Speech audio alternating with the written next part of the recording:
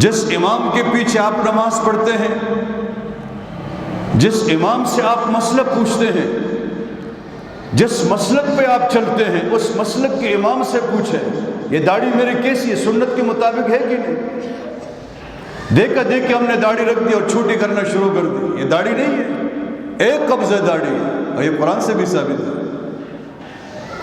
موسیٰ علیہ السلام جب کوئی طور سے واپس آئے اور دیکھا کہ قوم مشرک ہو گئی، بچڑے کی عبادت کرنے لگی، پیچھے ہارون علیہ السلام کو چھوڑا تھا کہ خیال کرنا، ہارون علیہ السلام نے بہت سمجھایا کہ یار ایسا نہ کرو نہ کرو، ان لوگوں نے نہیں سنا، شاید بہت نرم دل تھے ہارون علیہ السلام، اور موسیٰ علیہ السلام تو جلالی تھے۔ جب آئے دیکھا کہ قوم مشرک ہو چکی ہے تو سب سے پہلے اپنے بھائی حضرت موسیٰ علیہ السلام کو جو پیغمبر ہے ان کو داڑھی سے پکڑا اور سر کے بال سے، قرآن کہتے ہیں۔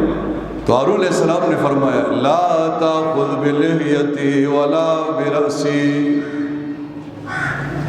اے میرے بھائی مجھے سر کے بال سے اور داڑھی کے بال سے نہیں پکڑنا، لا تأخذ بلحیتی ولا برأسی، میرے موسیٰ مجھے داڑھی کے بال سے اور سر کے بالوں سے نہ پکڑنا، مجھے نہیں پکڑو۔ تو یہ آیات بتا رہی ہے کہ حضرت ہارون علیہ السلام کی داڑھی پوری تھی جو ہاتھ میں آ سکتی تھی، قرآن سے دے گئے، اور امت کا تقریباً اس کے اوپر اجماع ہے کہ داڑھی ایک قبضہ ہونی چاہیے،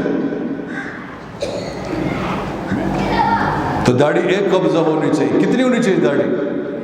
ایک قبضہ ہونی چاہیے۔ یہ مردوں کا اسلامی حلیہ ہے، اور اسی کے اندر اسی کا رعب اور دبدبہ ہے۔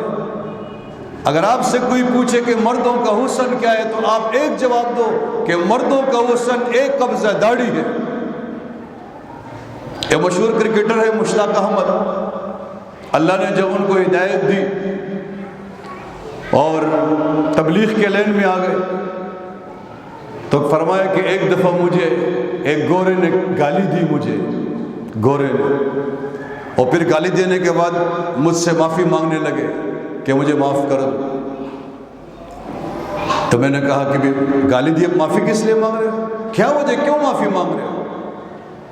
تو اس گورے کا جواب یہ تھا، آپ یاد رکھو، اسے عبرت حاصل کرو۔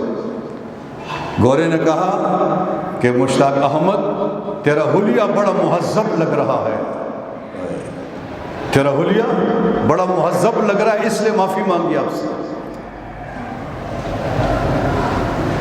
آج لوگوں نے اس کو چھوڑا۔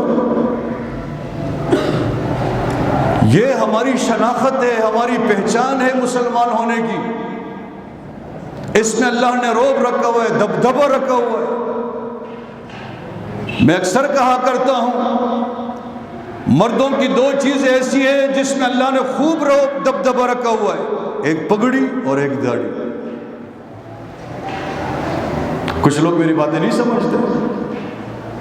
اس پگڑی میں جو رعب اور دبدبہ ہے، اس داڑھی میں جو رعب اور دبدبہ ہے، وہ مسلمانوں کو تو پتہ نہیں لیکن کافروں کو ضرور پتہ ہے۔ میرے ایک رشتہ دار ہے، اب تو بوڑھے ہو گئے، مجھے اس نے ایک دفعہ کہا کہ مفتی صاحب میں نے داڑھی کیوں رکھی؟ میں نے کہا بتاؤ۔ کہا ایک دفعہ میرے شادی ہوئی نہیں، گھر والی نے اخبار میں کسی داڑھی والے کو دیکھا تو مجھ سے کہنے لگی کہ دیکھو یہ داڑھی والا کتنا اچھا لگتا ہے، مردوں کے ساتھ داڑھی کتنی اچھی لگتی ہے۔ کہنے لگا میں نے اسی دن سے داڑھی رکھی ہے۔ یہ تو مردانگی کی نشانی ہے۔ کس کی نشانی ہے؟ مردانگی کی نشانی ہے۔ جنگل کے ببر شیر کی داڑھی ہے کہ نہیں ہوتی نا، اس کے جنگل کے ببر شیر، آپ اس داڑھی کو کاٹو، اس کی داڑھی کو، کتنا برا لگے گا وہ شیر۔ رعب ختم، دبدبہ ختم۔ اس کا دبدبہ اگر شیر کا ہے کس کی وجہ سے؟ داڑھی کی وجہ سے۔